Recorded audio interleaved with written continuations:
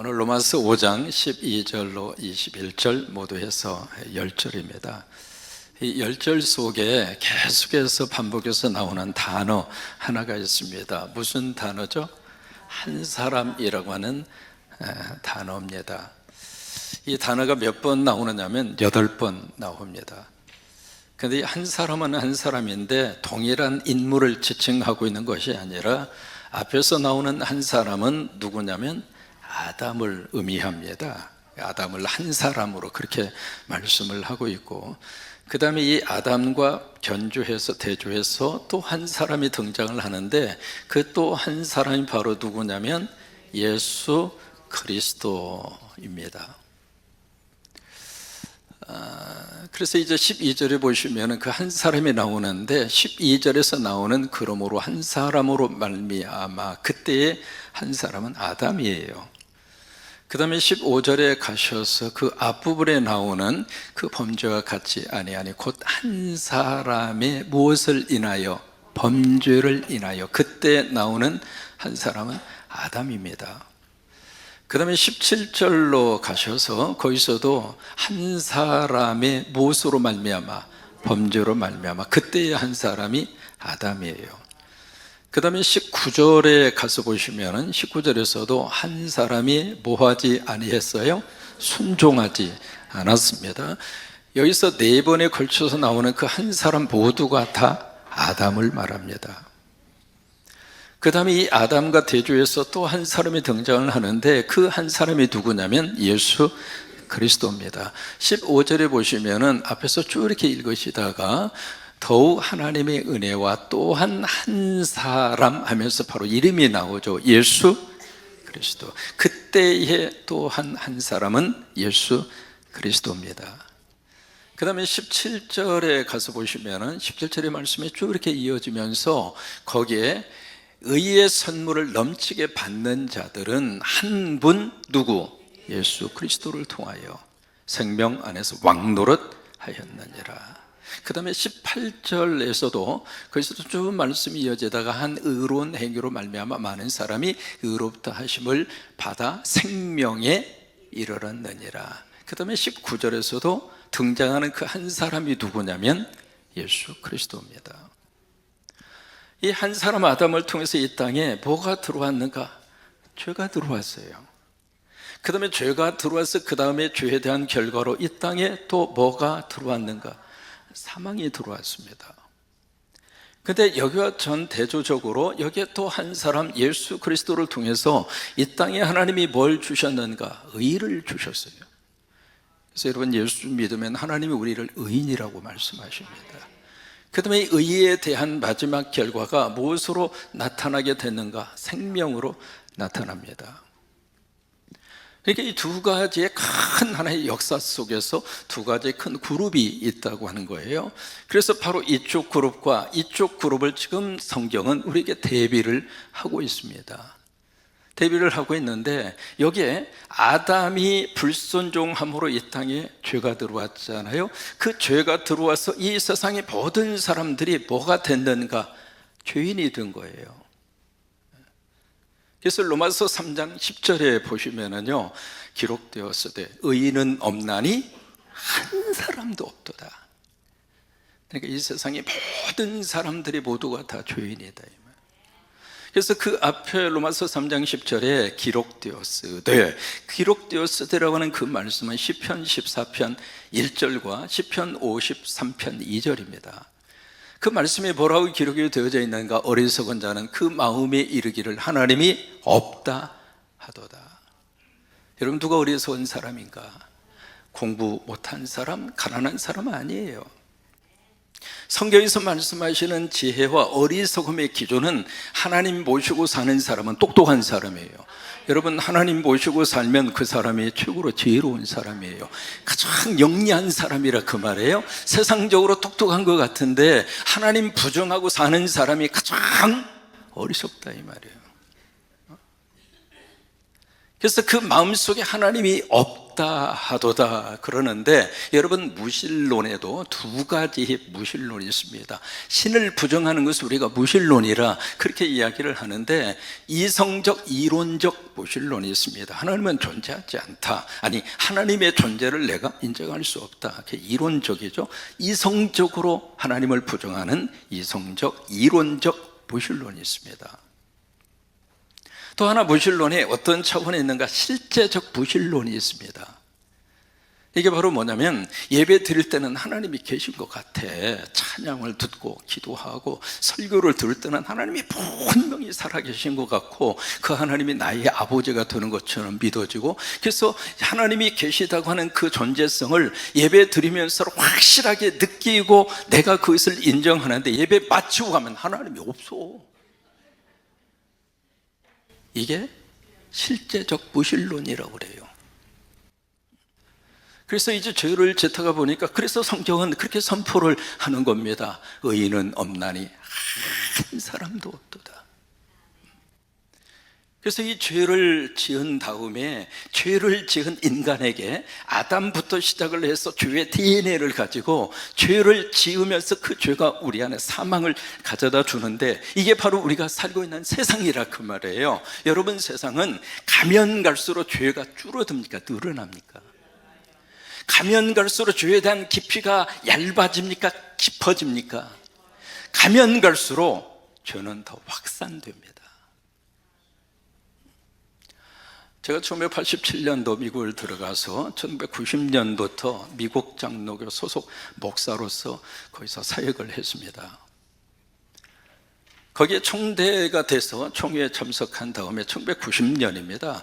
그 총회 석상에서 미국 장로교 안에서 가장 뜨거운 감자가 동성연애 문제였습니다. 저는 충격을 먹었습니다. 1990년도입니다. 제가 신학교에 들어가서 공부를 하는데, 교수가 거기에 새 산업을 데리고 왔습니다. 새 산업을 앞에다가 딱 앉혀놓고 거기에 신학생들하고 동성연애 문제를 토론을 시켰습니다. 제가 그 수업을 진행하고 수업을 들으면서요, 문화적인 충격뿐만이 아니라 도대체 이게 뭔가, 1990년도에 한국에서 동성연애 문제 동자도 안 나왔던 시절 아니에요. 이게 역사가 흘러서요, 제가 미국을 떠나서 한국에 온 다음에 그 미국 장로교 안에 동성연애 문제가 법적으로 통과가 됐습니다. 지난번에 미국에 가서요, 가장 곤란한 것 중에 하나가 화장실입니다. 남자, 여자 화장실 말고 또 하나의 화장실이 있습니다. 그 화장실은 내가 남자면 남자가 들어가고 여자면 여자 들어가고, 자기 성을 자기 스스로가 선택을 해서 자기가 들어갈 수 있는 화장실인데, 여러분 생각해 보세요. 내 남자로 생각하고 남자 화장실을 갔는데 거기에 누가 보아도 여자야. 여자인데 그 남자 화장실에 와서 이러고 있다고 생각을 해보세요. 가면 갈수록 이 죄 문제가요, 그게 우리가 살고 있는 세상이라 이 말이에요. 그래서 이 죄가 이 세상에 들어온 다음에 어떤 현상이 나타나게 됐는가? 자, 보실까요? 창세기 3장에 보시면은 거기에 하나님이 아담에게 하신 말씀이 있습니다. 네가 이 선과 악을 알게 하는 나무의 열매를 먹으면 너는 반드시 죽을 거야. 아멘이잖아요. 그런데 사탄이 와서 네가 이거 먹어도 절대로 안 죽어. 그러니까 아담이 마귀와 사탄의 꾀임에 넘어가서 그 선악과를 먹었단 말이에요. 먹으니까 하나님이 아담한테 야 이놈아, 너 왜 먹었어? 성경에 야 이놈아 그건 없어요. 왜 먹었느냐고. 그렇게 하나님이 와서 물어요. 그 질문을 던집니다. 그 질문을 받고 창세기 3장 12절에 아담이 대답을 해요. 뭐라고 대답하는가? 같이 한번 읽어볼까요? 아담이 이르되 하나님, 자 보세요.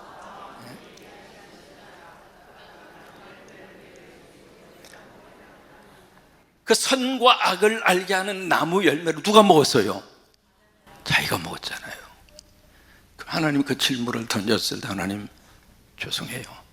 제가 그 순간 분별력이 없어서 넘어갔어요. 하나님 죄송해요. 그러면 해답이 보이잖아요.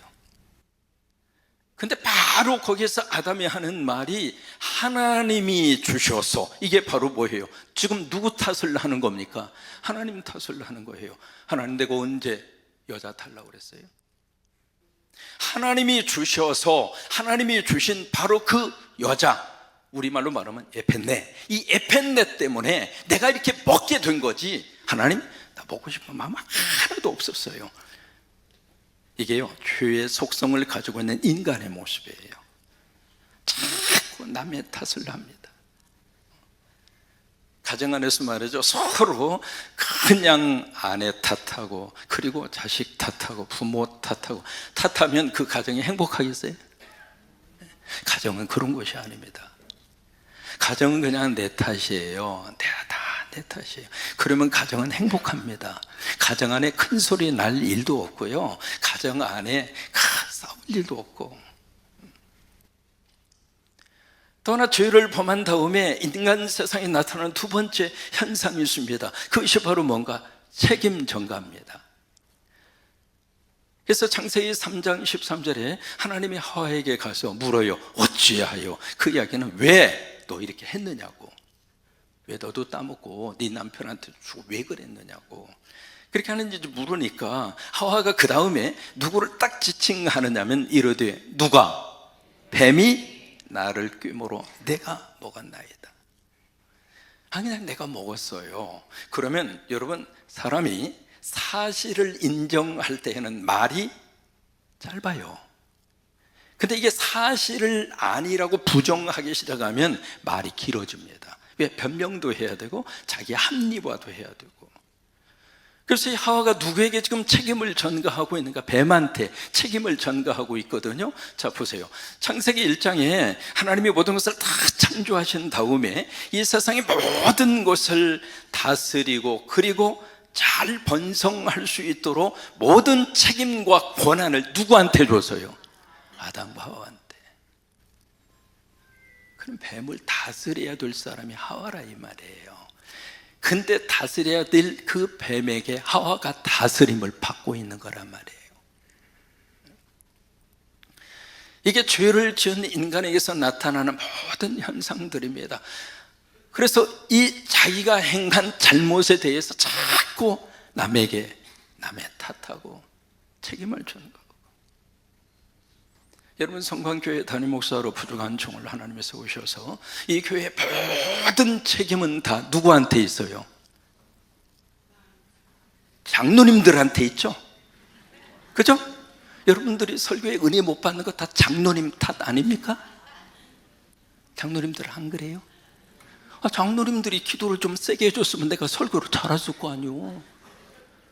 장로님들이 그냥 우리 목사님 하면서 계속 이렇게 담임 목사를 격려하고 위로하고, 시간마다 그냥 맛있는 고기도 사다가 주고 막 그렇게 하면서 막 응원하고 그러면 내가 설교 잘할 거 아니에요.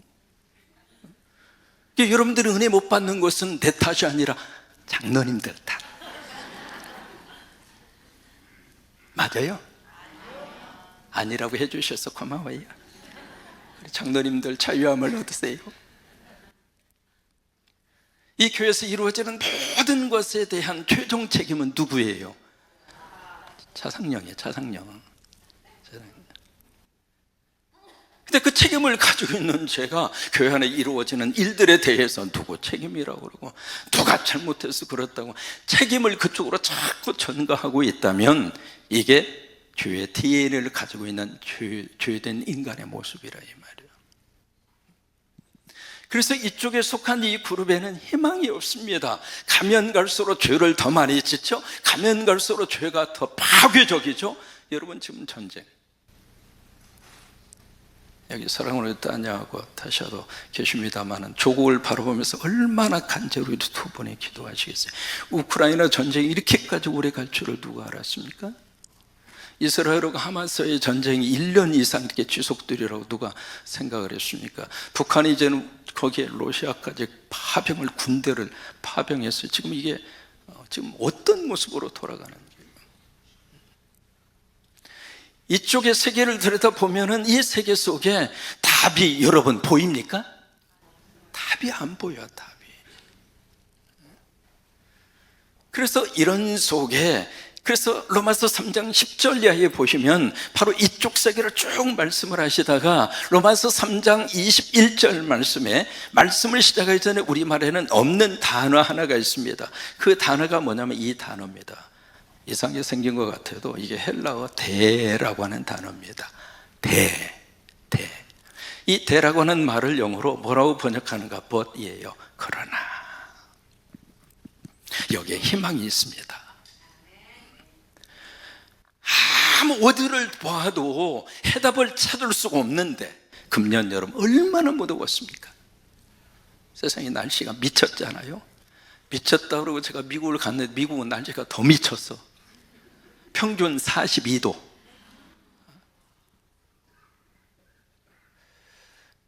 그래서 답이 없는 그런 속에서 우리가 살고 있는데 로마서 3장 21절 말씀에 그러나라고 하는 것은 하나님이 개입해 오신 거예요.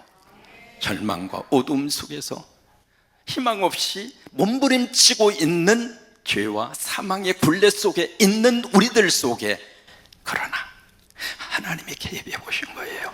여러분, 이게 하나님의 축복입니다. 여러분, 성경에 그러나라고 하는 것은 하나님의 놀라운 은혜의 시작입니다. 율법 위에 하나님의 의가 나타나서 율법과 선지자로부터 증거를 얻었느니라. 그래서 로마서 3장 20절 말씀에 곧 예수 그리스도를 믿음으로 말미암아 믿는 자들에게 미친다는 이야기는 주신다 그 말이에요. 뭘 주시는가? 하나님의 의를.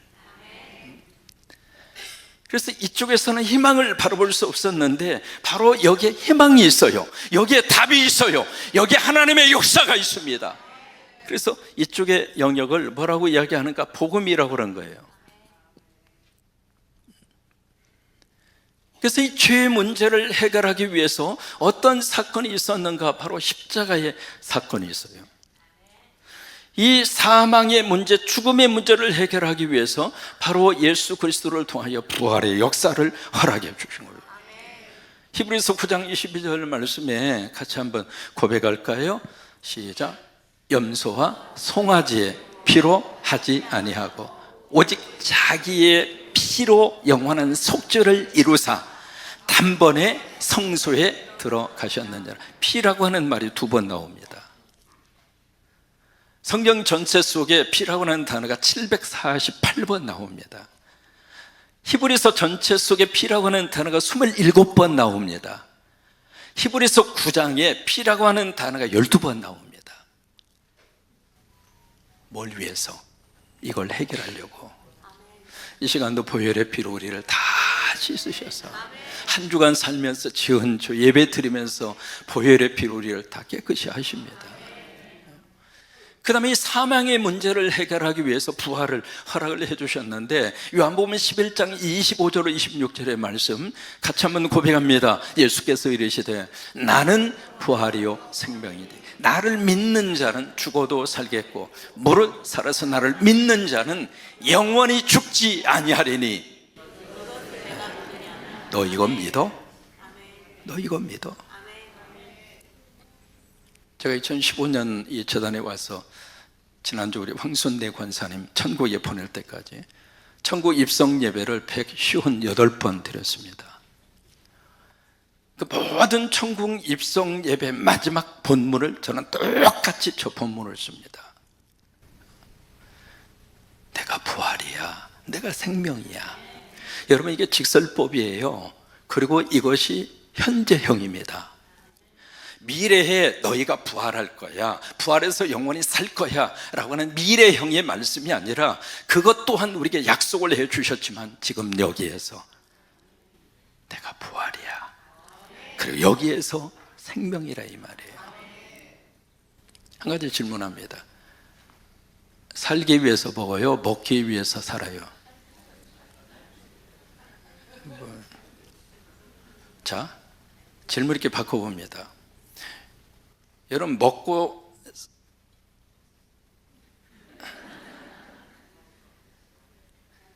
살기 위해서 먹어요? 죽기 위해서 먹어요? 그렇죠? 그럼 계속 살아야지 왜 죽어요? 자, 생각을 해볼까요? 나는 지금 살기 위해서 먹고 있는데 실질적으로는 어떻게 돼요? 죽음을 향해서 가고 있는 거예요. 우리가 착각합니다. 나는 살기 위해서 열심히 돈 벌고 먹는데 사실은 부정할 수 없이 죽음의 그 지점을 향하여 가고 있는 거예요. 예수님이 이런 우리들이 그렇게 말씀을 하시는 거예요. 나를 믿는 자는 안 죽는 건 아니야, 죽어. 근데 죽는 것 같은데 나를 믿는 자는 산다 이 말이에요. 그러니까 예수를 먹으면 죽는 것이 아니라 산다 이 말이에요. 살기 위해서 몸부림치면서 먹는 그 인생이 죽음으로 끝나지 말고 나를 먹고 오늘도 살고 내일도 살고 죽음 이후에도 살아라 그 말이에요. 이게 사망에 대한 복음의 예수 그리스도의 답이에요. 여기 이쪽 그룹에 속한 여기에 아담, 죄, 사망, 이 그룹에 속한 사람들에게 어떤 일이 현실적으로 벌어지고 있는가? 다 빼앗깁니다.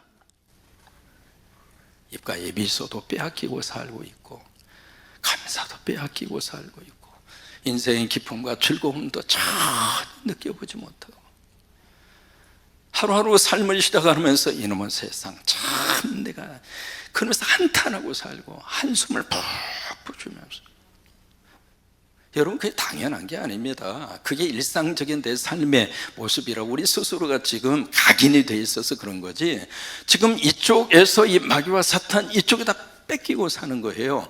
근데 바로 이 여기에 있던 분이 예수 그리스도 안에 들어오면은 하나님이 어떤 역사를 하시는가 넘치게 하십니다. 그래서 15절의 끝부분에 보시면은요, 말씀이 그렇게 15절 마지막 부분에 보시면은 여기에 더욱 하나님의 은혜와 또한 한 사람 예수 그리스도의 은혜로 말미암은 선물이 많은 사람에게 어떻게 됐어요?